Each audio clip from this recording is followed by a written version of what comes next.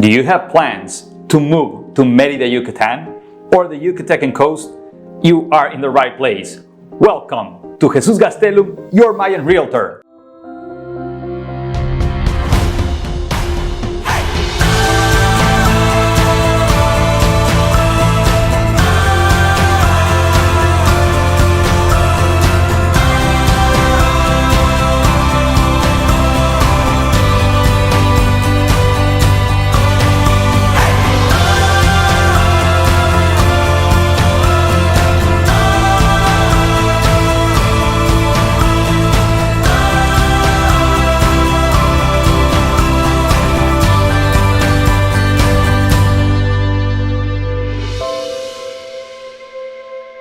Hello everyone, community.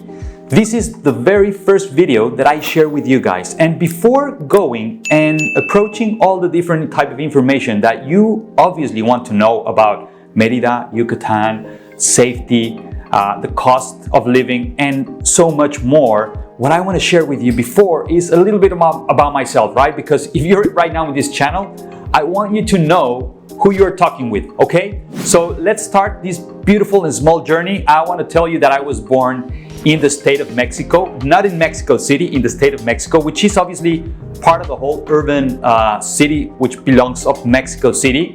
Actually, Mexico City, it's the mixture of three states, three provinces, if you want to talk about it, which is Mexico City, the state of Mexico, and Hidalgo, one of the municipalities, Tizayuca. So I was born in the state of Mexico, and I was raised there for maybe almost 4 years. Afterwards, we moved to Mexico City, to DF, and then I was living there with my parents. I have one sister, which she lives in California, in US. She got married with an American citizen, and now she has a beautiful family down there, 3 beautiful daughters, and living in a beautiful place. I have to say that I'm a fan of California. My dad used to be a realtor because he passed away 9 years ago, and my mom, she loves always try to help people at all times. She's been for so long within the NGO sector in different matters, but still nowadays helping a lot of people through there. So that's a little bit about my childhood, and as well just talking a little bit about my passion in life.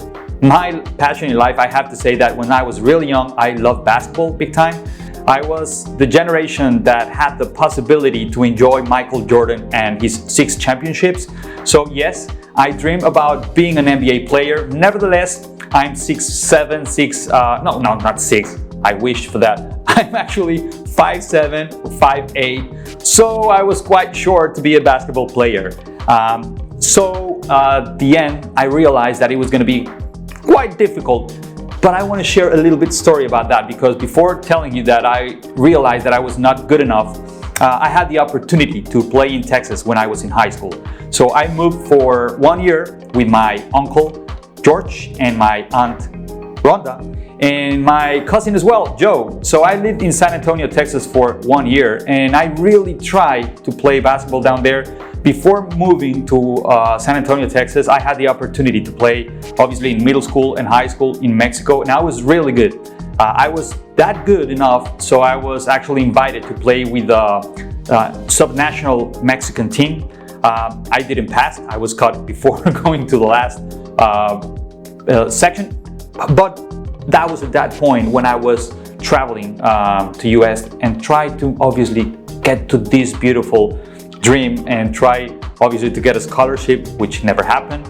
So yes, that was one of my passions. Still nowadays, I love basketball, but I love sports as well. Soccer, we recently watched the World Cup. I love watching soccer games, but I love football, I love tennis, I love golf.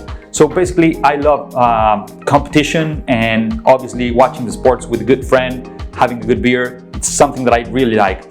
Besides that as well, I love politics. A lot of people don't know, but long time ago, we're talking about like 10 years ago, I studied political science, and I will talk a little bit more on that later on. But I love politics, and I believe that through politics is a really way of helping and getting close to people and be able to help a lot of people at the same time that have different type of needs, right? So I thought that it was a really good idea after I realized that I was not going to be able to become Michael Jordan. Then I thought that it was a good idea to maybe become the next Mexican president. So I obviously, as I mentioned, study political science. I became part of a political party. I will right now don't talk about that because it's not the matter nowadays. But what I want to share is that it was a beautiful experience. Working there, you realize that it's so much more complex of what just people make the opinions on daily basis, right? Being there and working for a political party, or as well, I work for the government, it's really hard. I work as well for the Mexican Congress, later on for the Ministry of Social Development, for one of these political parties.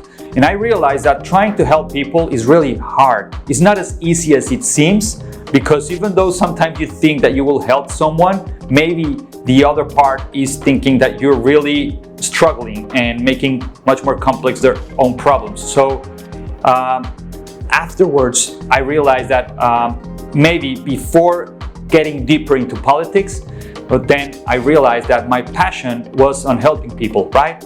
So now I get into a little bit more sharing my experiences on the education, because it's a mixture, right, of the professional arena and the educational. So I study political science at the Tec of Monterrey, which is like the Mexican MIT. And then I jump into a master in social policy and development at the London School of Economics and Political Science. I decided to go into this master's degree because I thought that it was a really good idea to join this master degree, because it was the school that it was teaching how to approach and increase the well-being of poor people or the middle-class people. And I thought that it was a good idea to get more information in order to return and obviously put that into practice and try to help a lot of people. I thought that it was going to be easy. So then I realized when I came back, as I mentioned, and that's when we merged these two stories, that it was not as easy as it seems. And something that it's really bringing from time to time, that it was one of my dad always used to say, before going into politics and try to help a lot of people, try to save yourself. By getting a good job, or maybe to start a company. And once you have this financial freedom, then you might be able to really help a lot of people. But once you reach that point, that was like my dad's advice. He always respected, because obviously he encouraged me to continue my the beginning of the political career that never happened, but I was there as well when I was working for the government. He always encouraged me, as well as my mother. So it was really, the beginning of something that I was just starting to get a little bit of experience of how to get this possibility of helping people through these institutions, right? When I tried to run for Congress within the local party, I realized how difficult that was.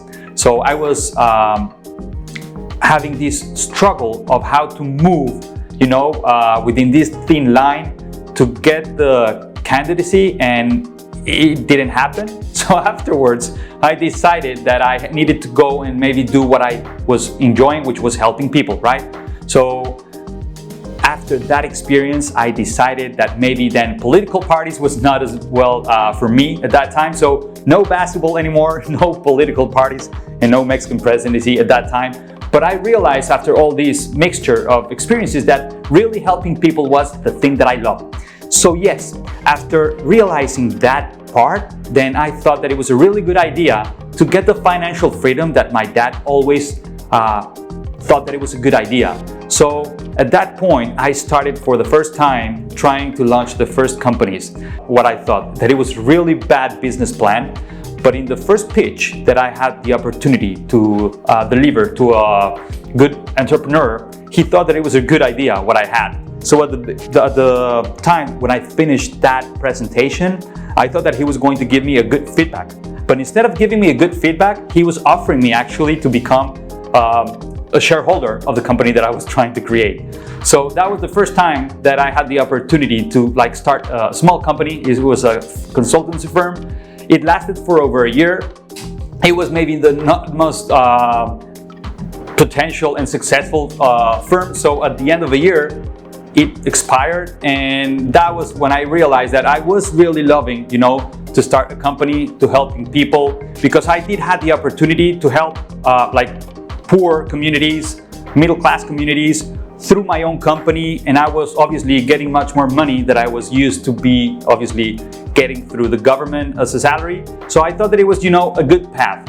So after that, I delivered like another business plan. I created another company, but sadly it collapsed once again. So by that time, I had already one daughter and one other baby coming on its way. So I thought that it was a good idea, that entrepreneurship was a really cool thing and helping people, it was a really nice thing, but I needed to get a job well paid because I had already 2 babies with my beautiful, beautiful wife called Fernanda. And I thought that I obviously, should be trying to reach my own goals and my dreams and stuff like that, but without putting in danger the well-being of my kids. So after that, I realized that I needed to get a job, and happily, I found a really nice job at the BBA Bank Foundation. So I was for almost 5 years leader of the education and social development area in national scale, and I had the possibility to help a lot of people. So it was a priceless opportunity where I lead. And afterwards, I needed like an international experience, so I jumped into CIE. Some people within the US know a little bit more about this organization. So it's about study abroad. And my particular job was as a regional development director to lead the local teams in Costa Rica, in Brazil, in Mexico, in Cuba, and other countries as well, such as Peru and the Dominican Republic, to obviously receive all the study abroad students from college and high school that were flying from the US into these different cities, and obviously offer them the best experience ever, learning, practice, and why not a lifetime experience, right? So I was there for almost a year and a half, and once that experience finished, then I realized that at that time I was living in Merida, Yucatan. And I never talked a lot much more, but I already mentioned that my dad was a realtor. My granddad, Jesus Gastelum as well, was a realtor. I worked with my dad when I was in high school, when I was in college. I did a lot of listings. I had the opportunity to make good sales. And at that point, I learned the real estate business as a realtor, but it never got me, to be honest. That's why the reason that I decided afterwards to go into politics, to go into NGOs, to start my own companies and so on and so forth. But that's actually what gave me a lot of tools in life, right? The possibility to lead people, to plan, to organize, to succeed, and sometimes to fail, and how to recover from failure, right? So once I already shared this 14, 15 years experience with you guys, we came up in living in Mérida, Yucatan with Fer, Frida, and Maya, which are basically, my main reason of waking up every morning and try as well to be the best guy ever to really help them. And by doing that, I realized that I needed to do something to keep living in this beautiful paradise, because Merida, Yucatan, it's a paradise, right? Maybe you don't know much more information, and if you want more information about that, we'll watch that in the next videos. But what I want to explain is that Merida, it's one of the safest cities throughout Mexico. You have the Yucatecan Coast in 25 minutes from here. You have all the different entertainment, culture, good gastronomy. Really, it's a really good, beautiful place to live. And I can compare that because I had the opportunity, I didn't mention much more, but I love traveling, right? So I've been, I visited more than 170 cities worldwide, and I've been in more than 43 countries worldwide. So I do know about how different cities look like, and I love Mexico City, don't get me wrong, but Merida, Yucatan is completely different. Like the Mayan culture, as I mentioned, the food, it's delicious.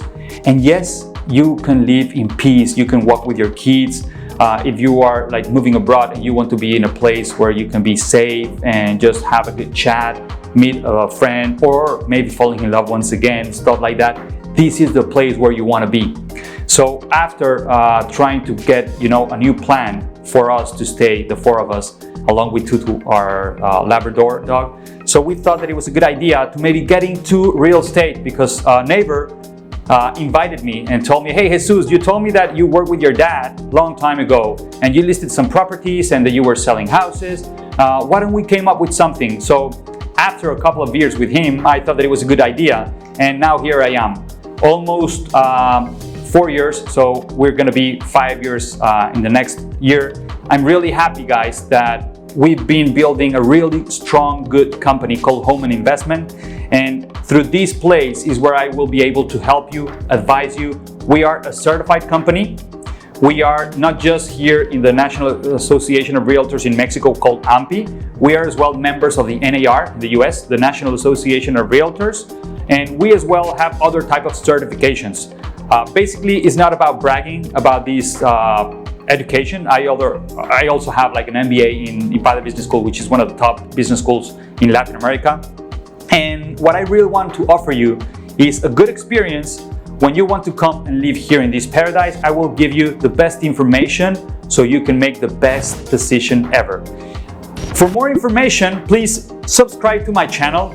Send me a WhatsApp message, +52, which is the country code, and then you can send like 999-366-6754, okay? So that's my mobile number, and I will be sharing this in the description. So if you want to send me a message and you want to schedule a meeting, please, let's do it. I can help you. Let me just give you some statistics, right? We've been helping for more than 300 people here in Merida, Yucatan. So we know the business, we know how to help you. So this is just the beginning. I want to share a little bit more about me, and hopefully we can be the ones helping you guys. Keep in touch.